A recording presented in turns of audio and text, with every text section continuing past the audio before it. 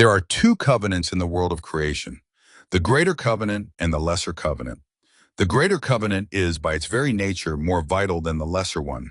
The greater covenant is what appears in the annals of religions as the day of judgment. There isn't just one day of judgment.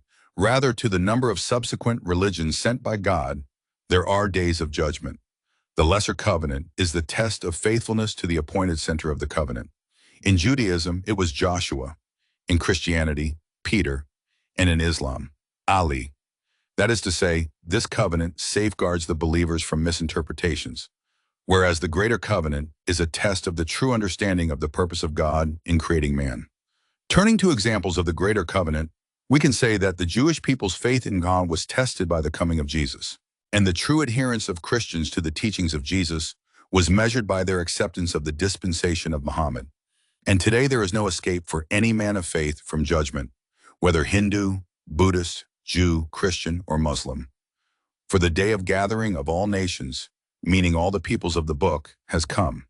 This great covenant of God is reflected in Quranic terms as the call of God to the denizens of the world before they are granted the new life, that is, the spirit of belief, as the call of God in the world of Dar, Alam al-Dar, the Quranic verse, Alesta barabikum ayim, alubala, Surat al-Araf 7:172, encapsulates one of the deepest spiritual mysteries in all of religion, the inner distinction between the true believer and the denier, a distinction that only becomes apparent after the manifestation of truth. In the mystical tradition, this verse points to the realm of the covenant, often symbolized as the world of Dar. This is not a physical realm before bodily creation, as some literalist theologians have assumed.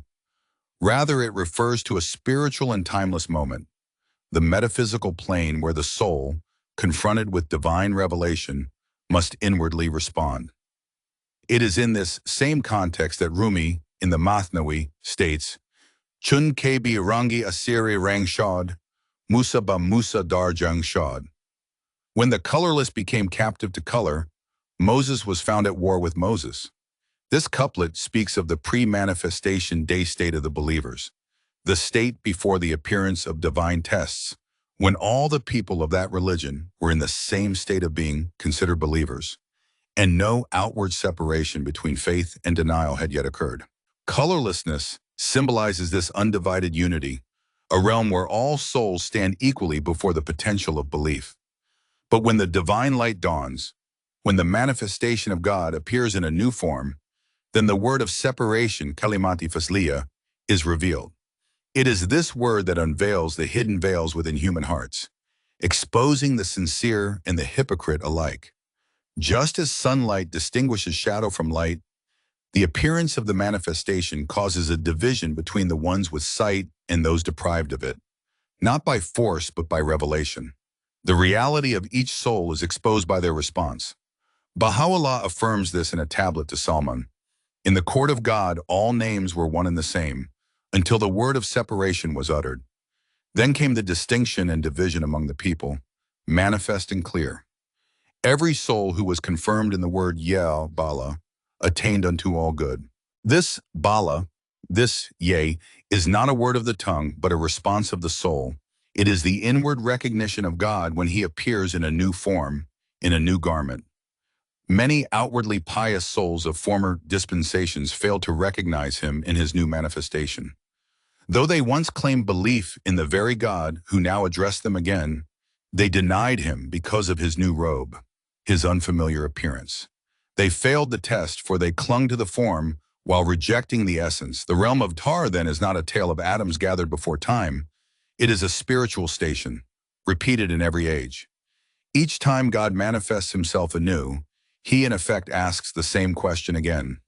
Alest barabikum? Am I not your Lord?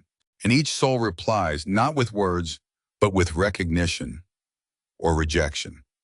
That is why Baha'u'llah warns, whosoever did not attain to certainty in the moment of Yea is, in the sight of God, as though unnamed, and wretched is the fate ordained for such a soul. Thus, the test of Alest is not in the past. It is perpetual, timeless, an inner moment faced by every soul when the manifestation of God appears. And the true believer is the one who can see through the veil of form and recognize the divine in any garment he chooseth to wear.